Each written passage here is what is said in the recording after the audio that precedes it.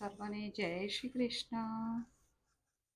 આપણે 76મા પાઠમાં શીખ્યા હતા કે પરોપકાર કરવો એ સર્વનો ધર્મ છે, પણ એવો પરોપકાર ન કરો કે જેથી તમને પરમાત્માનું વિસ્મરણ થાય. સંસારમાં કપટ ન કરો, તેમ અતિશય સરળ પણ ના બનો. જ્ઞાન થયા પછી પણ મન ન મરે તો જ્ઞાનમાં સ્થિરતા આવતી નથી.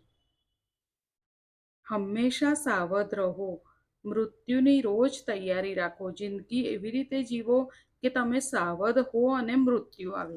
એવું ન બને કે તમારી તૈયારી જ ન હોય ને મૃત્યુ તમને ઉચકી જાય. બીજા જન્મની તૈયારી મનુષ્ય આ જીવનમાં જ કરે છે. પૂર્વજન્મમાં કરેલું તપ નિષ્ફળ જતું નથી. પૂર્વજન્મમાં કરેલું ભજન વ્યર્થ જતું નથી. જ્ઞાન એ બીજાને ઉપદેશ આપવા માટે નથી, તે ઈશ્વરનું આરાધન કરવા માટે છે. જ્ઞાન એ ભોગ માટે નથી, જ્ઞાન એ ભગવાન માટે છે. જ્ઞાનનું ફળ પૈસા પ્રતિષ્ઠા નથી, પરંતુ પરમેશ્વર છે. જ્ઞાન પરમાત્મા સાથે એક થવા માટે છે. વાણી અને પાણીનો દુરુપયોગ કરે છે તે ઈશ્વરનો ગુનેગાર છે. હવે આગળ જોઈએ. સચ્ચિદાનંદ રૂપાય વિશ્વોત્પત્યાદિહેતવે તાપત્રય વિનાશાય શ્રી કૃષ્ણાય વયમ નમઃ.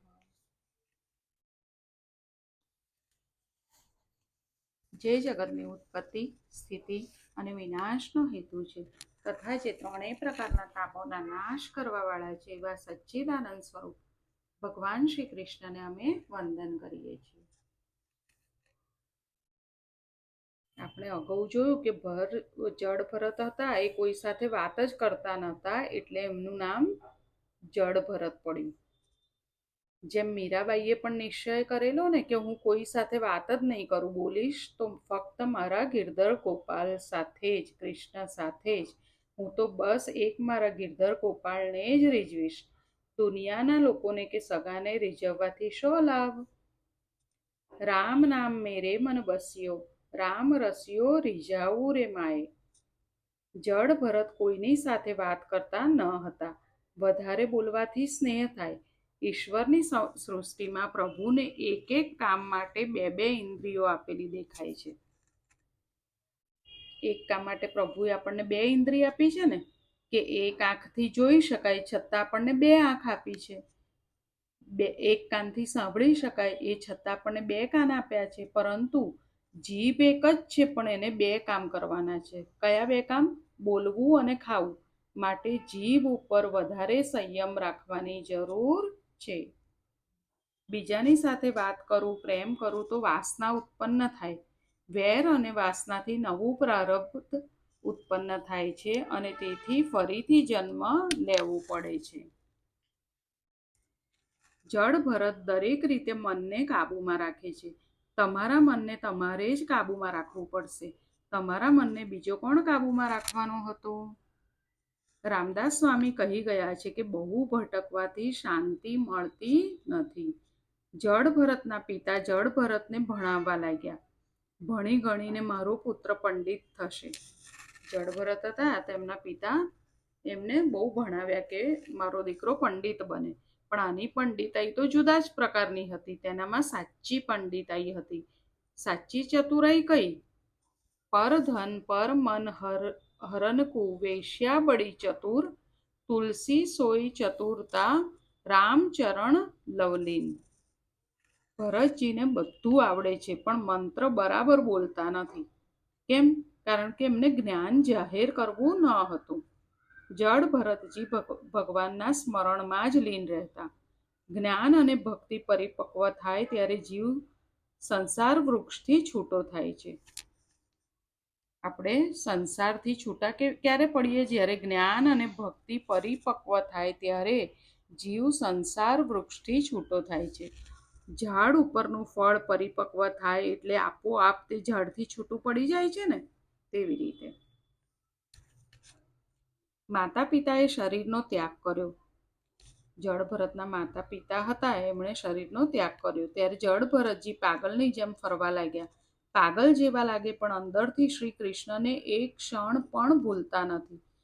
જળ ભરતજીએ બતાવ્યું છે કે ભોજન કેવી રીતે કરવું. સ્વાદ લીધા વગર શરીરના પોષણ માટે જ ભોજન કરવું.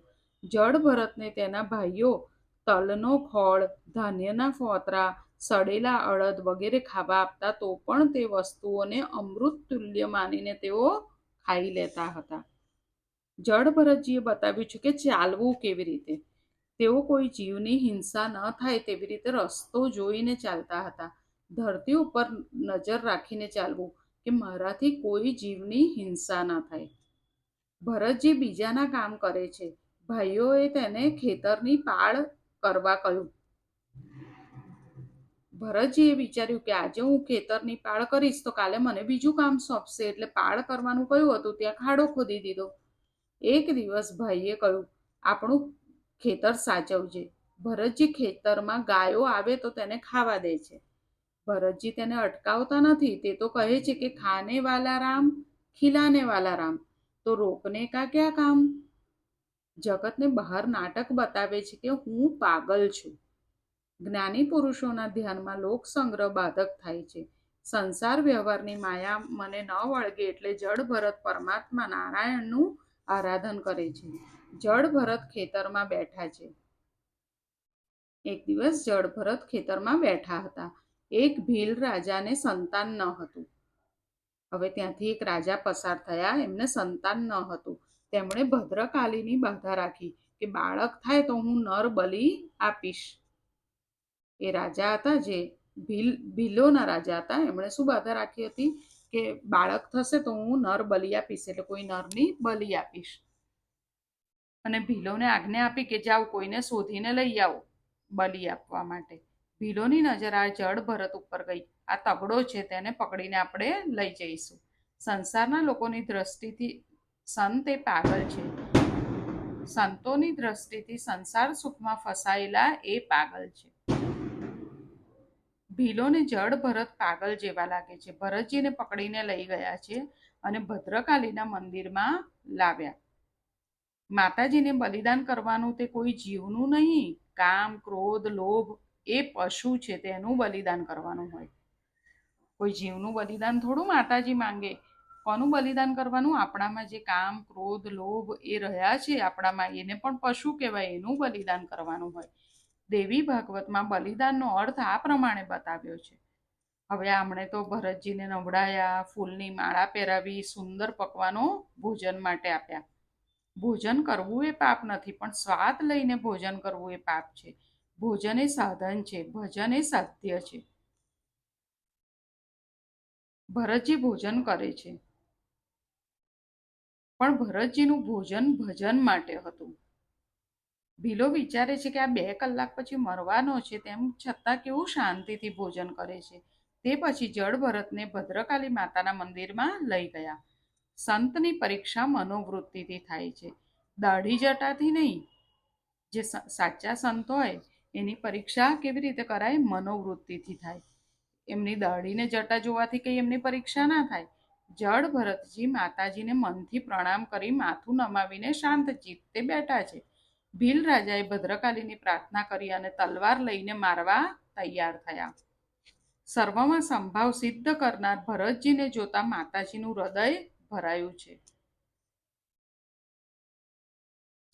ભરતજી સર્વમાં સંભાવ રાખતા હતા ને, એટલે એ જોઈને માતાજીનું પણ હૃદય ભરાયું છે.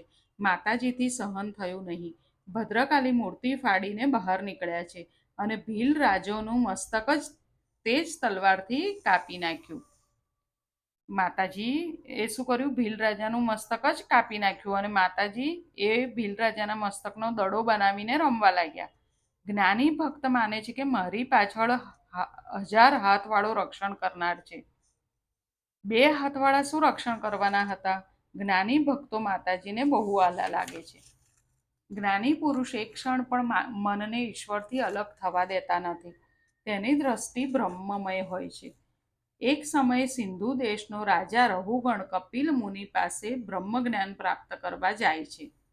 હવે ફરી એક વખત શું થયું કે સિંધુ દેશનો જે રાજા હતો રહુગણ, એ કપિલ મુનિ પાસે બ્રહ્મજ્ઞાન પ્રાપ્ત કરવા માટે જઈ રહ્યા હતા. રહુગણ તત્વજ્ઞાનની વિદ્યા પ્રાપ્ત કરવા માટે કપિલ ઋષિના આશ્રમ તરફ પાલખીમાં બેસીને જાય છે.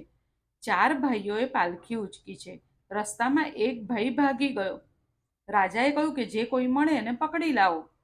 વૈષ્ણવો ભગવત ઈચ્છાથી જીવે છે. જ્ઞાનીઓ પ્રારબ્ધ કર્મ ભોગવવાની ઈચ્છાથી જીવે છે. જ્ઞાનીઓ અનિચ્છાથી પ્રારબ્ધને જુએ છે અને વૈષ્ણવો તેમાં ભગવત ઈચ્છા જુએ છે. સાધક માટે ખાસ આજ્ઞા કરી છે કે 4 હાથ કરતાં વધારે દૂર દ્રષ્ટિ ન જાય તે ધ્યાન રાખવાનું. જે સાધક છે, જે સાધન કરે છે, એના માટે શું આજ્ઞા કરી છે કે 4 હાથ કરતાં વધારે દૂર દ્રષ્ટિ ના જાય. એટલે આપણે 4 હાથ કરતાં વધારે દૂર જોવું નહીં તો દ્રષ્ટિ ચંચળ થાય એટલે મન ચંચળ થાય. સેવકો પાલખી ઉંચકવા જડ ભરતને પકડી લાવ્યા. હવે પેલું પાલખી ઉંચકવાના 4 જણ હતા, એમાંથી એક ભાગી ગયો એટલે જડ ભરતને લઈ ગયા. આ તગડો છે, કામમાં લાગશે. ભરતજીએ પાલખી ઉપાડી છે. અગાઉ ઘણી વાર પાલખીમાં બેઠા હતા. પહેલા તો એ રાજા હતા ને ત્યારે તો કેટલી વાર પાલખીમાં બેઠા હતા, તેમ છતાં આજે પાલખી ઉપાડવાનું કામ આવ્યું છે. આ તેનું પ્રારબ્ધ હતું. પ્રારબ્ધ ભોગ્યા વગર છૂટકો નથી. છેલ્લો જન્મ હતો તેમ છતાં પાલખી ઉપાડવી પડી છે. ભરતજી જમીન ઉપર નીચે જોઈને ચાલે છે કે કોઈ જીવની હિંસા ના થઈ જાય. ભરતજીને દરેક જીવમાં ભગવાનના દર્શન થાય છે.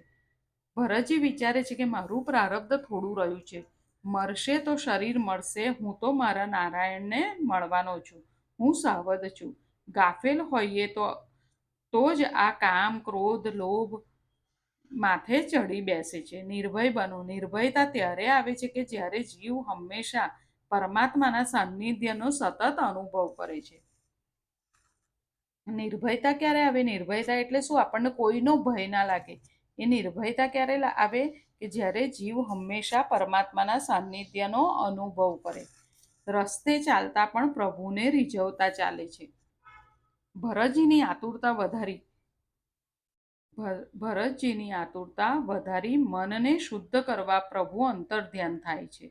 ભગવાન દેખાય નહીં ત્યારે ભરતજી વ્યાકુળ થાય અને રડી પડે. મારે જગતમાં રખડવું નથી નાથ. શરણમાં ક્યારે લેશો? મારું પ્રારબ્ધ ક્યારે પૂરું થશે? હજુ મને પરમાત્માના દર્શન કેમ થતા નથી? એમ વિચારીને ભરતજી રડે છે. રસ્તામાં કીડી દેખાય એટલે ભરતજી કૂદકો મારે એટલે પાલખીનો ઉપરનો દાંડો રાજાના માથામાં વાગે. રાજાએ સેવકોને કહ્યું કે બરાબર ચાલો, મને ત્રાસ થાય છે. સેવકોએ કહ્યું અમે તો બરાબર જ ચાલીએ છીએ, પણ આજે નવો આવ્યો છે ને એ જ આવું કરે છે ને કૂદકો મારે છે, ક્યારેક હસે છે, ક્યારેક રડે છે. આ પાગલ જેવો લાગે છે. રાજા વિક્રોકિતથી જડ ભરતને કહેવા લાગ્યા કે તું તો સાવ દુબળો છે ને, વળી તારા અંગો પણ નબળા છે, એટલે તારાથી સારી રીતે કેવી રીતે ચલાય? એટલે તું શું કરે છે? રહુગણ વિચારે છે કે હવે દ્રષ્ટિ હું ભરતજી ઉપર રાખીશ. પેલા રાજા હતા ને, હવે આવું ભરતજી તો રૂષ્ટપુષ્ટ હતા, પણ તો પણ એવું ખાલી ખાલી કીધું કે તું તો સાવ દુબળો પતળો છે એમ કરીને. અને પછી વિચારે છે કે હવે હું ભરતજીની સામું જ નજર રાખીશ. ભરતજી વિચારે છે કે રસ્તામાં કોઈ જીવ કચડાઈને મરી જશે તો મને પાપ લાગશે. ભરતજીને કીડીમાં પણ કનૈયો દેખાય છે. કૃષ્ણ એક જ ચક્રાવામાં ન રહી શકે. સર્વમાં કૃષ્ણના દર્શન કરે તે વૈષ્ણવ. શું કીધું? સર્વમાં કૃષ્ણના દર્શન કરે તે વૈષ્ણવ. જડ ભરતે રાજાના કહેવા ઉપર ધ્યાન ન આપ્યું. કીડી જોઈ અને ભરતજીએ જ્યાં કૂદકો માર્યો એટલે રાજાને ફરીથી પાલખીનો દંડો માથામાં વાગ્યો. રાજાથી આ સહન ન થયું અને ક્રોધથી તે અપમાન કરવા લાગ્યો. શું અપમાન કરવા લાગ્યો? કે તું તો જીવતો મુવા જેવો છે, તને ભાન નથી, તું બરાબર ચાલ. ભસ્મમાં છુપાયેલા અગ્નિ ઓળખતો નથી તેવી રીતે બ્રહ્મચિંતનમાં લીન થયેલા જ્ઞાની ઓળખાતા નથી. ફરીથી દંડો માથામાં વાગ્યો. રહુગણ રાજાને ક્રોધ આવ્યો. એ હું રહુગણ રાજા છું, હું તને મારીશ, સજા કરીશ. રાજાનો એક પૈસો લીધો નથી, રાજાનું ખાધું નથી, તેમ છતાં રાજા મારવા માટે તૈયાર થયો છે. રાજાને મારવાનો અધિકાર શો હતો? રાજા અભિમાની હતો, રાજા માધાંધ થયો છે. ભરતજીને બોલવાની ઈચ્છા નહોતી. ભરતજીને બોલવાની ઈચ્છા નહોતી, છતાં વિચાર્યું કે શરીર પુષ્ટ છે, દુબળા પાતળા છતાં પણ એમણે બોલવાનું ચાલુ કર્યું. ભરતજી શું બોલ્યા કે મારું શરીર પુષ્ટ છે, દુબળા પાતળાપણું એ તો શરીરના ધર્મ છે, આત્માને કંઈ નથી. આ મારા શરીર સાથે વાતો કરે છે એટલે તેની સાથે બોલવાની શી જરૂર છે? હું નહીં બોલું. ભરતજીએ શું વિચાર્યું કે હવે હું નહીં બોલું. ફરી વિચાર થયો કે મારું અપમાન કરે તે મહત્વનું નથી, પરંતુ મેં જેને ખભા ઉપર ઉચક્યો છે તે રહુગણ રાજા હવે નરકમાં પડશે. હવે રહુગણ રાજા ગમે તેમ બોલ્યા ને ભરતજીને, એટલે ભરતજીને થયું કે મારું અપમાન થયું એ વાંધો નથી, પરંતુ અગર હું કંઈ બોલીશ નહીં તો આ રહુગણ રાજા નરકમાં પડશે, તો પૃથ્વી ઉપરથી સત્સંગનો મહિમા નષ્ટ થઈ જશે. કેમ? કારણ કે એને મેં મારા ખભા ઉપર ઉચક્યો છે, એટલા માટે હવે મારે એનો ઉદ્ધાર તો કરવો જ પડે. લોકો કહેશે કે મહાજ્ઞાની જડ ભરતે જેને ખભે ઉચક્યો તે પણ નરકમાં પડ્યો. જગતમાં સત્સંગનો બહુ મોટો મહિમા છે. ગમે તેમ મેં રાજાને ખભે રાખ્યો છે, હવે તેનો ઉદ્ધાર કરીશ. રાજાને બોધ આપવા માટે નિશ્ચય કર્યો. સત્સંગનો મહિમા રાખવા આજે જડ ભરતને બોલવાની ઈચ્છા થઈ છે. આજ દિન સુધી બોલ્યા ન હતા.